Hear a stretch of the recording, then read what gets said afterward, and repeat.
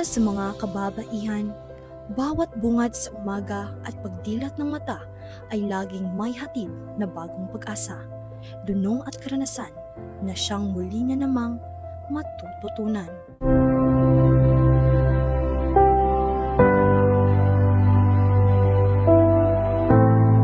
Pero, paano kung sa halip ng hawak nila'y lapis, bulpen at librong walang limitasyon sa kalaman ay bigat ng responsibilidad na hindi pa handa ang kanilang isip at katawan?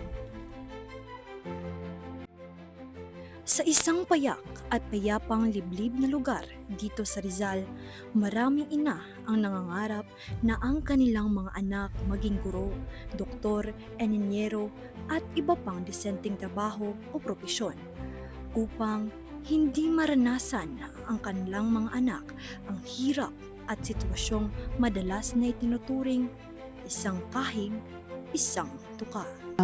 Siyempre, unang-una, kinakabahan dahil ito ay unang beses ko para maging ina.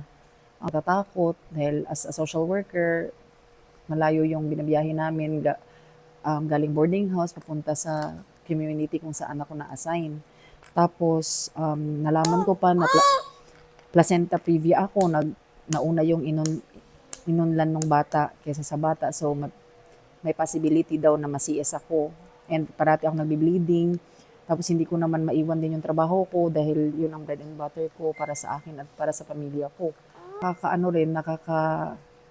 Nakaka-break out din kasi wala akong katulong para sa mga problema ko na yun.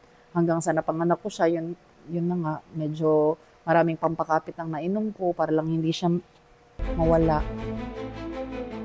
Si Daisy ay 37 taong gulang, panganay sa 5 magkakapatid. Mag-isa niyang itinataguyod ang nag-iisa niyang anak sa araw-araw. Medyo nagsisi ako, pero dahil sakto na yung edad ko, medyo okay na rin siya. And then, lalo na ngayon, pagkakita ko sa kanya, parang hindi naman dapat siguro pagsisihan dahil lahat ay God willing. So, okay lang. Nung una, nagsisi ako, oo. Pero ngayon, grateful ako dahil hindi lahat capable magkaanak, hindi lahat nabibiyayaan, at siguro binigay sa akin to ni Lord kasi alam niya na kaya ko. Ang mensahe niyo para sa katulad nito single mom or ina? Ang masasabi ko lang, mahirap mag-isa na magpalaki sa bata. Tapos, lalo na kung ganito, single mom, kasi hindi mo alam kung papaano mo sasagutin yung tanong ng mga anak mo pag may isip na sila. Ngayon, ganito, hindi pa naman kasi ang gusto lang niyan kain, tulog, di ba? Iiyak, tapos matutulog, tapos kakain, ganyan. Pero kapag mga naging grade 1 na yan, grade 2, grade 3, magtatanong na yan. Ang masasabi ko lang, as a single mom, hindi naman natin mapipigil or hindi natin makokontrol kung ano yung mangyayari sa palibot. Sa magiging mangyayari at nangyari na. Pero, as a single mom, kailangan nating maging matatag. Kailangan nating lumaban. Kailangan nating maging flexible. Kasi tayo lang yung tayo ang mundo ng anak natin before sila ma-involve sa environment nila. Sa mga problemang kinakaharap ng bawat Pilipino ay ang kahirapan.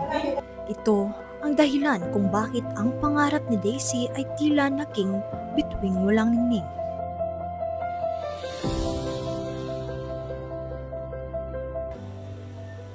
Ang kwento ni Daisy ay patunay lamang na kahit gaano kabigat ang responsibilidad, kayang harapin at lampasan, alang-alang sa mga pangarap at magandang kinabukasan.